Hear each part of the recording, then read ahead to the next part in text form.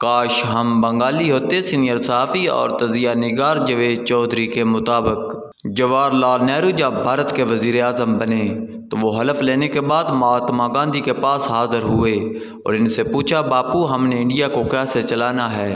مہاتما گاندھی نے جواہر لال نہرو کو مشورہ دیا، آپ اگر انڈیا کا مقبول ترین وزیر اعظم بننا چاہتے ہیں تو آپ دیش میں کبھی آٹا، سائیکل اور سنیما کی ٹکٹ مہنگی نہ ہونے دینا۔ گاندھی بھی رکے اور پھر کہا، آٹا غریب کا کھانا ہے، یہ مہنگا ہوگا تو غریب بھوکا ہو جائے گا اور بھوکی عوام حکومت نہیں چلنے دیتی۔ سائیکل غریب کی سواری ہے، یہ مہنگی ہوگی تو غریب کا پہیہ رک جائے گا اور اگر غریب کا پہیہ رک گیا تو حکومت کا کوئی سسٹم نہیں چلنے دے گا۔ اور سنیما غریب کی تفریح ہے اور اگر یہ مہنگا ہو گیا تو پھر غریب سرکار کو فٹ بال بنا لے گا اور لہٰذا آپ کو کچھ بھی کرنا پڑے، سنیما، سائیکل اور آٹا یہ تینوں مہنگے نہیں ہونے چاہیے۔ جواہر لال نہرو نے یہ بات پلے باندھ لی، لہٰذا آج بھی انڈیا میں سنیما، سائیکل اور آٹا سستا ہے اور لوگ کہتے ہیں، آپ اگر انڈیا کو توڑنا چاہتے ہیں تو آپ بالی ووڈ بند کر دیں اور آٹا مہنگا کر دیں، انڈیا ٹوٹ جائے گا۔ جبکہ سائیکل اب موٹر سائیکل میں تبدیل ہو چکا ہے اور یہ بھی بھارت میں سستا ہے۔ بزنس میں ایک ٹرم ہوتی ہے مدر انڈسٹری۔ اس کا مطلب ہوتا ہے کوئی ایک ایسی انڈسٹری جو آگے چل کر دوسری انڈسٹریز کو بھی چلا دے۔ مثلا پہلی جنگ عظیم کے بعد امریکہ خوفناک معاشی بحران کا شکار ہو گیا تھا۔ حکومت نے ملک کو اس بحران سے نکالنے کے لیے امریکہ کی 50 ریاستوں کو ہائی ویز کے ذریعے جوڑنے کا فیصلہ کیا۔ 1929 میں پین امریکہ ہائی وے سٹارٹ ہوئی اور یہ دنیا کی سب سے بڑی ہائی وے بن گئی۔ یہ 45,000 کلومیٹر لمبی سڑک ہے اور اس نے یو ایس اے کے ساتھ ساتھ لاطینی امریکہ کے تمام ملکوں کو بھی آپس میں جوڑ دیا۔ یہ سڑک دو عظیم جنگوں کے درمیان امریکہ کے لیے مدر انڈسٹری ثابت ہوئی اور اس نے پورے امریکہ کو معاشی طور پر قدموں پر کھڑا کر دیا۔ کیسے؟ سائنس بڑی سادہ تھی۔ دنیا کی سب سے بڑی ہائی وے کی وجہ سے کنسٹرکشن سے متعلق تمام صنعتیں چلنے لگیں۔ صنعتیں چلیں تو کمپنیوں اور فیکٹریوں کو انجینئرز، پلانرز اور ورکرز کی ضرورت پڑ گئی۔ اس ضرورت نے یونیورسٹیاں اور ٹیکنیکل ادارے ایکٹیو کر دیے۔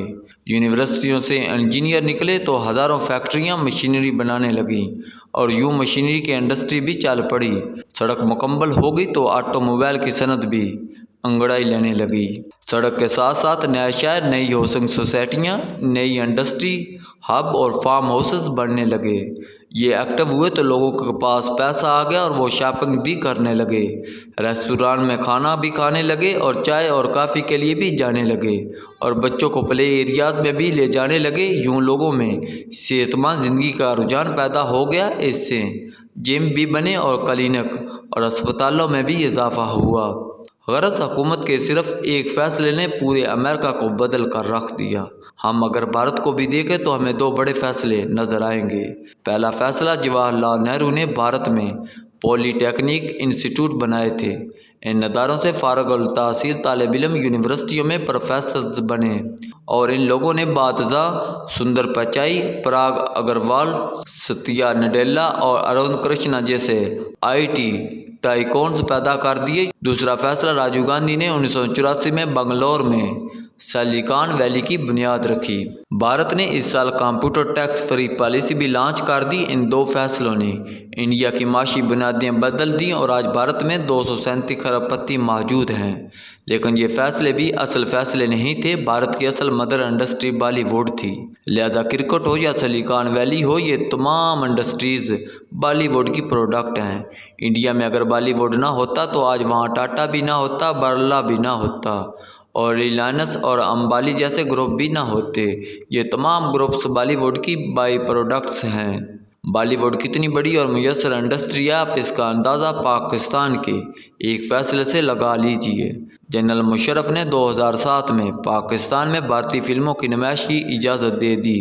اس ایک فیصلے نے پاکستان میں شاپنگ مالز کی انڈسٹری بھی ڈیولپ کر دی، ریستوران اور کافی شاپس کا کلچر بھی متعارف کرا دیا، فیشن انڈسٹری بھی بنا دی اور ساتھ ساتھ پاکستان کی مدفون فلم انڈسٹری میں بھی جان ڈال دی۔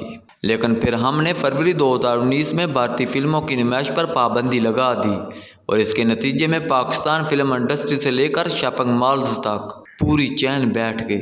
ہماری معیشت اس کے بعد اٹھ نہیں سکی۔ آپ اسی طرح پاکستان کی بزنس انڈسٹری کی تاریخ کا فلمی دور سے تقابل کر لیں۔ ہماری فلم انڈسٹری تھی تو ملک میں بزنس بھی چل رہا تھا اور انڈسٹری بھی، اور سوسائٹی میں برداشت، آرٹ، کلچر اور محبت بھی تھی۔ لیکن یوں ہی فلم انڈسٹری ختم ہوئی، اس کے ساتھ ہی پورے ملک کا کلچر بھی برباد ہو گیا۔ چنانچہ آپ دیکھ لیں ایک انڈسٹری ایک فیصلہ کس طرح پورے ملک کی معیشت اور کلچر دونوں کا مقدر طے کر دیتا ہے۔ ہم نے پاکستان میں بھی 3 انڈسٹریاں بنائی تھیں اور پوری دنیا ان شعبوں میں ہمارا مقابلہ نہیں کر سکتی۔ ہم نے ڈیفنس پر وسائل لگائے، آج پاکستان دنیا کی بہترین فوج کا مالک بھی ہے اور ہم ایٹمی طاقت بھی ہیں۔ ہم نے 1980 کی دہائی میں مجاہدین کی پرورش کی اور ان لوگوں نے دنیا کی دونوں سپر پاورز کی ناک رگڑ کر رکھ دی۔ آج دنیا میں جہاں بھی دہشت گردی کا کوئی واقعہ ہوتا ہے، اس کے ڈانڈے کسی نہ کسی طرح 1980 کی افغان روس جنگ سے جا ملتے ہیں۔